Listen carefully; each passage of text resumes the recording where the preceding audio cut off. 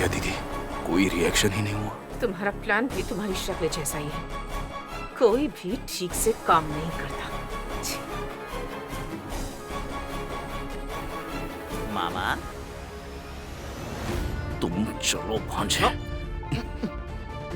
चलो मानता हूँ, बेशर्म की तरह बता भी रहा हूँ, फूल के हार में एलर्जी स्प्रे मारने पर भी कुछ नहीं हुआ है। होगा भी नहीं। क्यों? आने वाले क्या भगवान हैं? मामा थोड़ा सा दिमाग लगाओ। नैनी भाभी ने सबके मंगलसूत्र पर हल्दी और चंदन लगाया है। वो भी एंटीसेप्टिक है क्या? अब जाकर समझे। नहीं, मैं नहीं मानता। अब आप कुछ भी नहीं बिगाड़ सकते। जो पूजा हो रही है वो चलकर देखो। चलो ना मामा, चलो।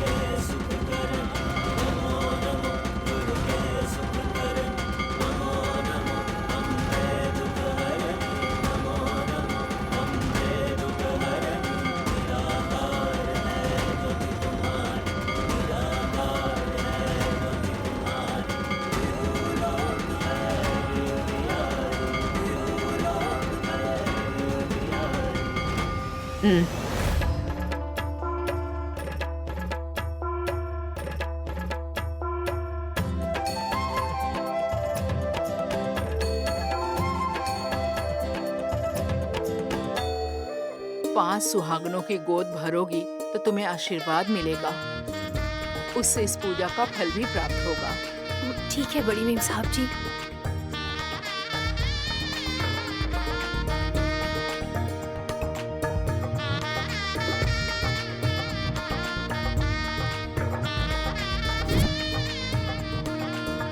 ए नैनी, क्या है ये? क्या कर रही हो तुम? सुपली में सामान रखा है माँ जी। हल्दी, कुमकुम, दक्षिणा, फल रखकर सुहागनों की गोद भरनी होती है।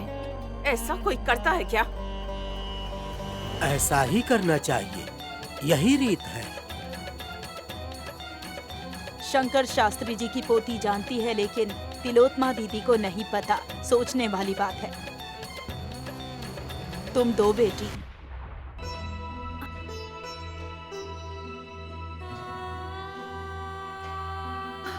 सौभाग्यवतियों को मैं अपनी तरफ से ये भेंट दे रही हूँ, स्वीकार कीजिए माँ जी। इसको स्वीकार कीजिए माँ जी। हमने स्वीकार किया है।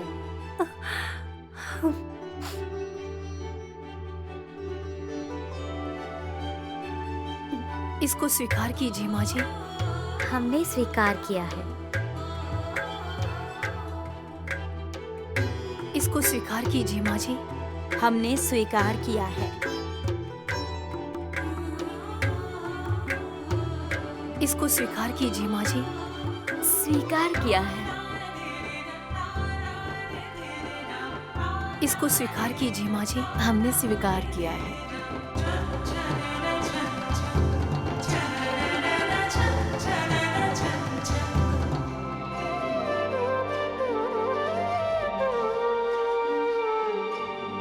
आपकी मदद और सहायता से मैंने पूजा की है। आप अपना आशीर्वाद दीजिए माँ।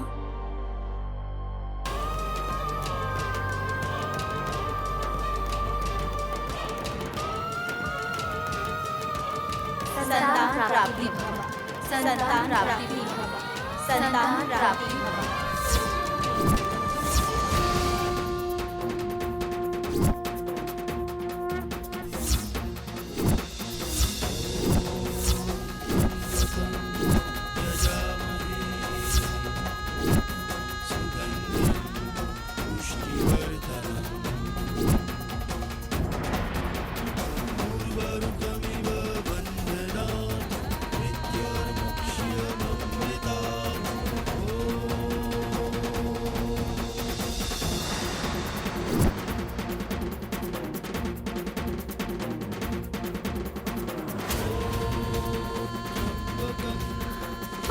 ये क्या माँ जी, ये कैसा आशीर्वाद दे रही है?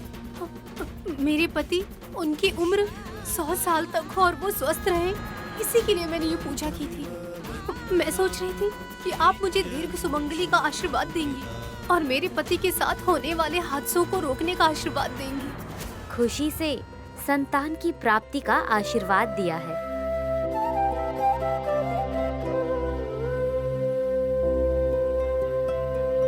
इससे ज्यादा और क्या चाहिए नैनी?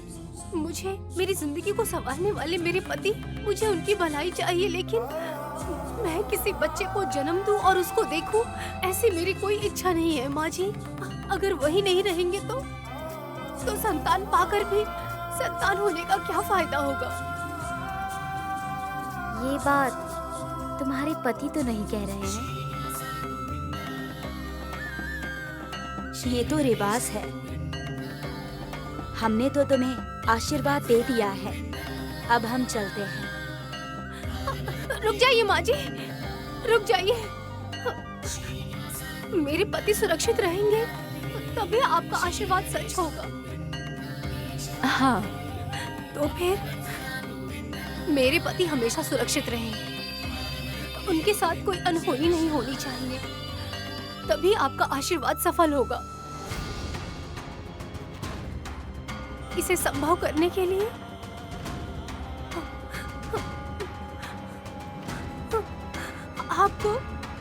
आपको मुझे दीर्घ सुमंगली भाव का आशीर्वाद देना ही होगा।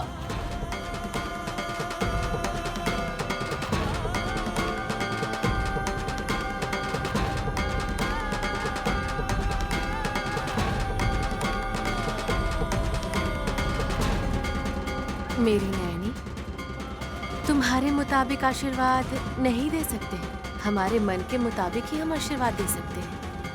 मैंने ये पूजा अपने पति के लिए की थी। हमारे मन से जो निकला वो हमने कह दिया नैनी। इस घर की गृह लक्ष्मी बनने वाली तुम संतान लक्ष्मी क्यों नहीं बन सकती हो? अरे मैं आपको कैसे समझाऊं अपनी तकलीफ को? ए नैनी, घर की बातें बाहर वालों को मत बताओ। हम जहाँ से आए हैं वहीं जाएंगे, लेकिन तुम कहीं से आकर यहाँ पर हो तो यहीं पर रहोगी। चलते हैं, हम चलते हैं। माँ जी, माँ जी।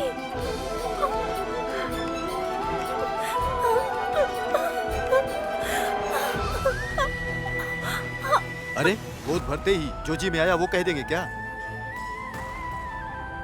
उन्हें जो सही लगा वो कह दिया, इसमें गलत क्या है? तलाक के बाद ये कैसे मुमकिन हो सकता है? विशाल तो नैनी को पसंद भी नहीं करता है।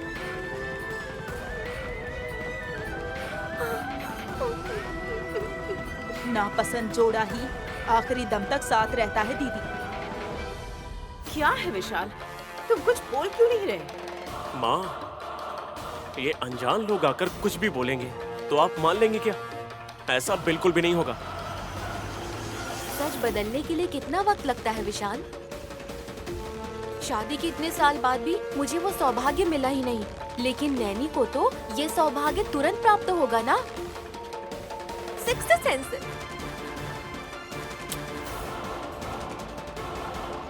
सोचते ही हो जाए, ये कोई गाना गाने जितनी आसान बात नहीं है हासिनी बेटी। 9 महीने कष्ट उठाने पड़ते हैं। ये बोझ उठाने से पहले जिम्मेदारी उठानी पड़ेगी।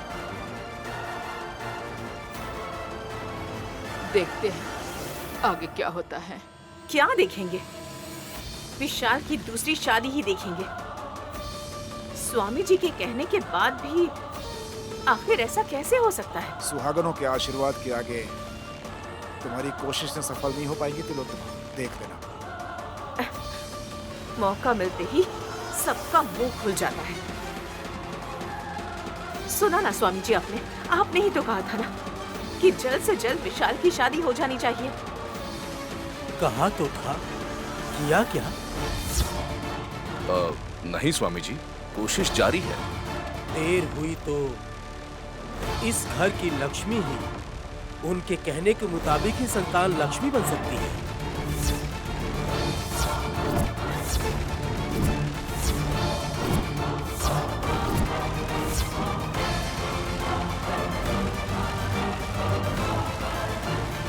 माफ करना स्वामी जी,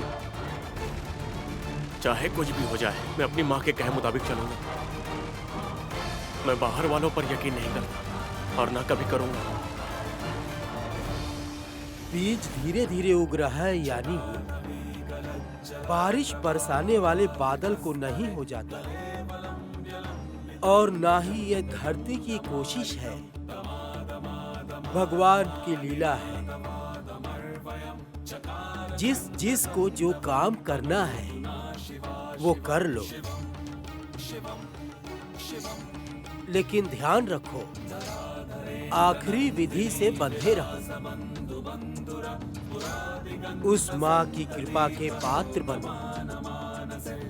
इससे ज्यादा मैं अब कुछ कह नहीं सकता।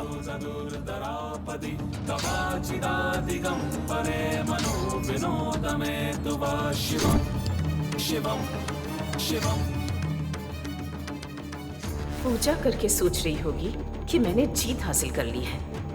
देख लिया ना, तुम्हें रुलाकर चला गया। अब आगे तो जीत मेरी ही होगी।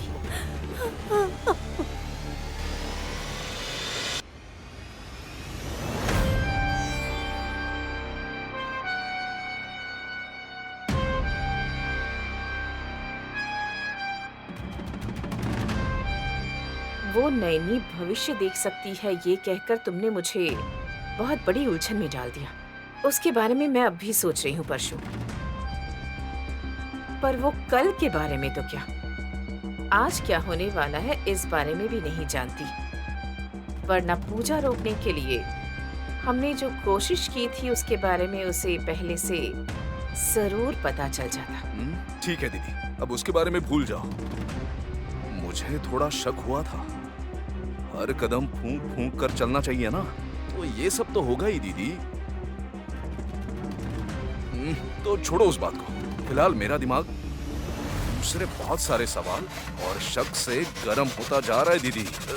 मैं बता नहीं सकता दीदी। क्या है वो? दीदी, शीलावती, रूपवती, गुणवती वाली नैनी गर्भवती कैसे बन सकती है? इतना सोचने पर भी मुझे ये बात समझ में ही नहीं आ रही है दीदी। फालतू की बातें मत सोचो तुम। वो बात नहीं है दीदी, एक बार तुम खुद सोचो ना। अमेरिका वाला भांजा नैनी को पसंद नहीं करता है, और वो लड़की अपने सुहाग की रक्षा करूंगी कहकर पूजा पाठ वगैरह करती रहती है। दोनों के बीच सोशल डिस्टेंस इतना सारा है, तो मां कैसे बन सकती है? कैसे?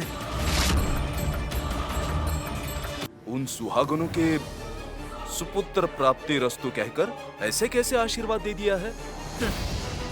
उन्हें जो अच्छा लगा उन्होंने कह दिया, वैसा तो नहीं हो सकता ना।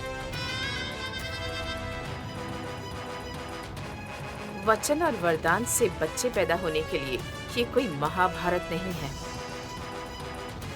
कुंती देवी को तो सूर्यदेव के वरदान से कर्ण पैदा हुआ था, पर नैनी कुंती देवी थोड़ी है। महाभारत तो नहीं होगा, लेकिन रामायण तो चल रहा है दीदी। भांजा तो राम है, नैनी सीता है, ऐसी बहुत तारीफ करते हैं ना। गलती से कहीं 16 दिन के त्योहार के वक्त दोनों कहीं एक तो नहीं हो गए ना? भले विशाल मेरी कोख से पैदा नहीं हो, लेकिन वादा निभाने के मामले में कितना ईमानदार है मैं जानती हूँ। ऐसा कुछ भी नहीं होगा। तुम्हारे कहने के मुताबिक नैनी सीता देवी है, तो इस घर को अशोक वन बना देते हैं हम। लेकिन यहाँ राम सीता माँ को लेकर नहीं जाएंगे, बल्कि छोड़कर चले जाएंगे। ऐसा होने के लिए भांजे की तुरंत दूसरी शादी करवानी पड़ेगी, नहीं तो फिर स्वामी जी की बात या सुहागनों का आशीर्वाद, कोई एक चीज सच होकर हमारी आशाओं पर पानी फेर देगी। शादी के लिए यहाँ वहाँ लड़की ढूंढते रहेंगे तो देर हो जाएगी। मैं और देर नहीं करना चाहती। लॉयर जगन्नाथ की बेटी जास्मिन को फाइनल कर दो। चाहे कोई भी हो दीदी, हमें तो पहले विशाल की पत्नी के नाम जायदाद मिलनी चाहिए। मिल जाएगी। जास्मिन को हमें अपनी मुट्ठी में रखना होगा। तुम जल्दबाजी में विशाल के साथ कुछ गलत मत करना। शादी होने वाली है तो कुछ दिन चुप रहना ही बेहतर होगा दीदी।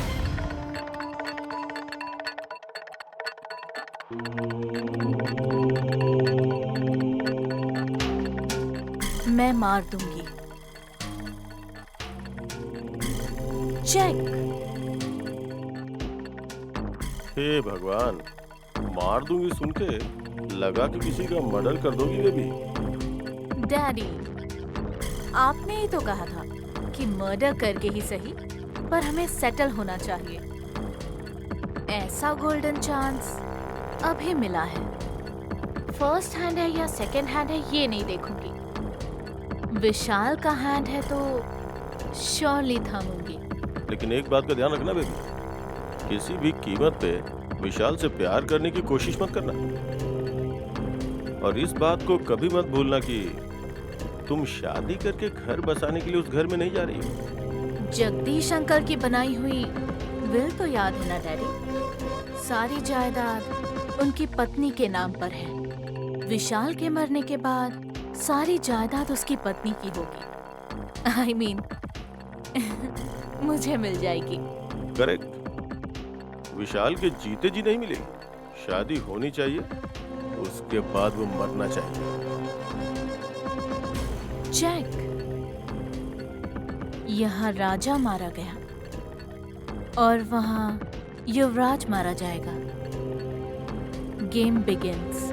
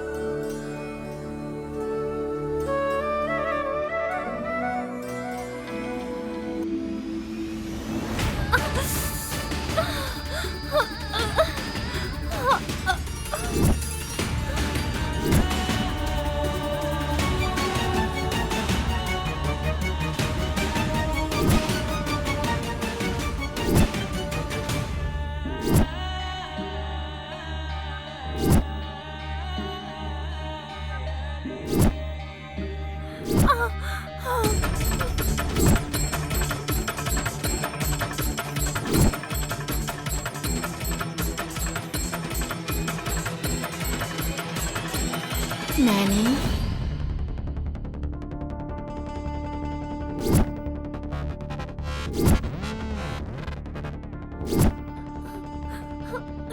देवी माँ जी, अब आ गई माँ जी।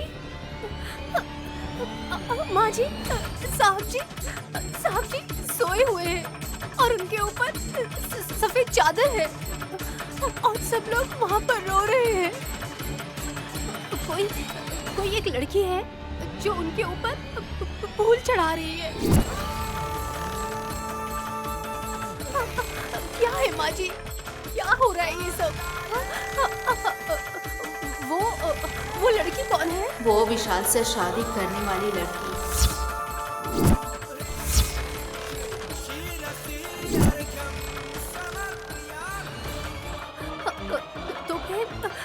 तो फिर साहब जी, मतलब कैसे?